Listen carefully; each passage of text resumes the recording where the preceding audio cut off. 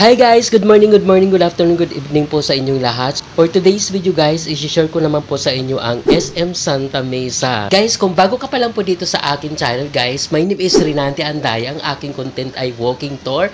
Ayan, so kung hindi ka pa po guys nakapag-subscribe at nagustuhan nyo po ang video na ito, mag-comment, like, and share at mag-subscribe ka na rin, i-click ang notification bell para lagi ka updated sa mga bago kong video. So ayan guys, aakyat po tayo sa taas. So, ikutin natin yung mall na ito. For the meantime guys, walang gaanong tao. Pero syempre, andito na yung relaxing kasi malamig. Tapos marami kang makikitang bibilihin, 'di ba? Marami kang makikitang Christmas decoration dahil malapit nang magpapasko. At marami kang makikitang violet dito. Charot.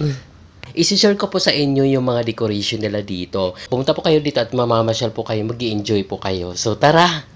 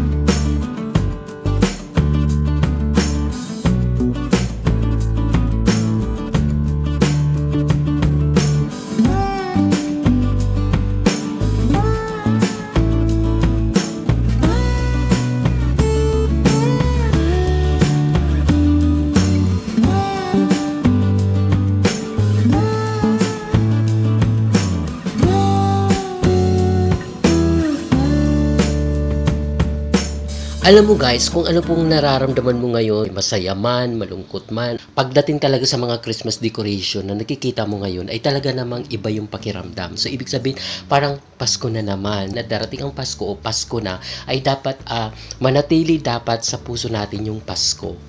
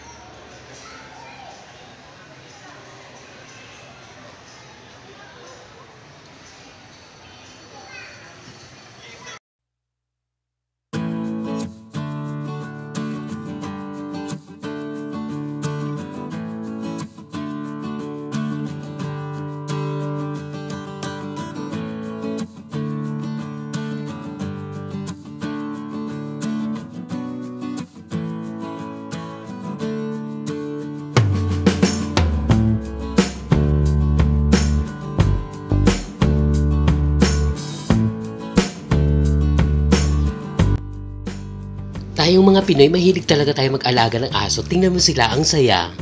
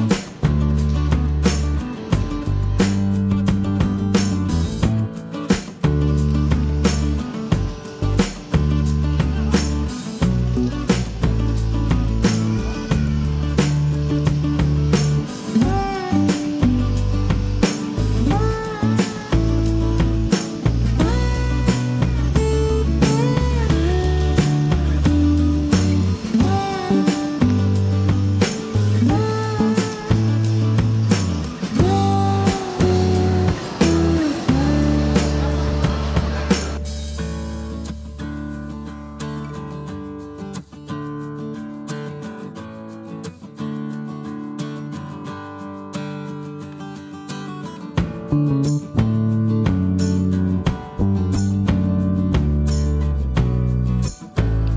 tignan mo yung dalawa. Nakakaloka ang sweet nila ate at kuya. Pero syempre, di ba nakakatuwa? Pag may makita ka mga ganitong situation, nakikita mo sa labas o dito sa loob ng mall.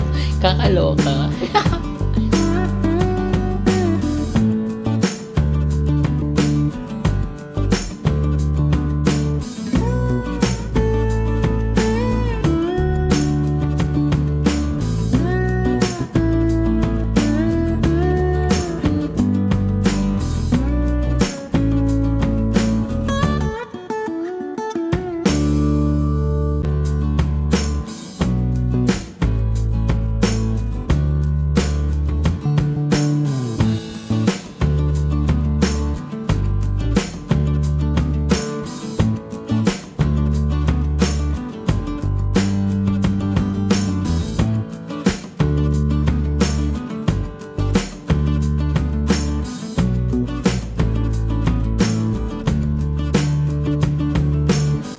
So ayan guys, exit na tayo. Ang ganda ng entrance nila dito, no? Ang ganda ng mga palamutin nila, kulay gold.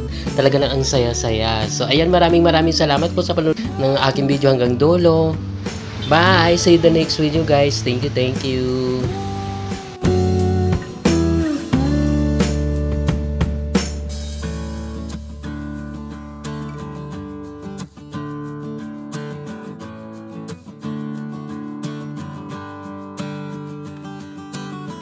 Thank you.